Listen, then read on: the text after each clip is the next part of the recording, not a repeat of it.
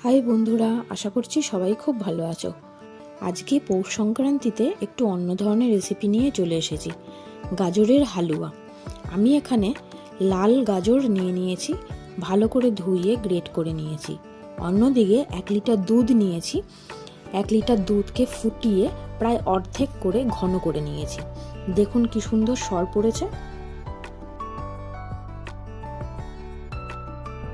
Fry প্যানে ঘি দেব, বড় চামচের 1.5 চামচ ঘি। সেটা গলে গেলে তাতে এলাচ ফোড়ন দিতে হবে। এলাচ ফোড়ন দিয়ে ভালো মতো গ্রেট করে রাখা গাজরগুলো ভেজে নেব।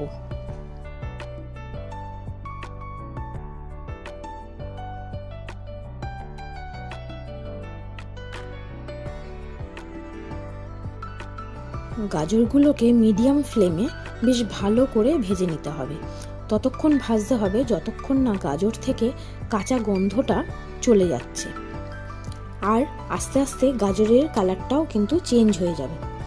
এরপরে অন্যদিকে আমি কাজু বাদাম আর কিশমিশ ভিজিয়ে রেখেছিলাম, সেগুলোকেও এই গাজরের সাথে দিয়ে একসাথে সব শুদ্ধ আবারও ভেজে নিতে হবে।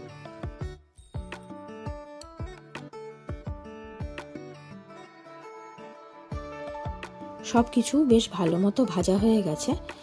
দেখুন গাজরের কালারটাও চেঞ্জ হয়ে গেছে। এবারে যে দুধটা আমি ঘন করে রেখেছিলাম সেই দুধটা এর মধ্যে দিয়ে দেব। বেশ কিছুটা পরিমাণ দেব।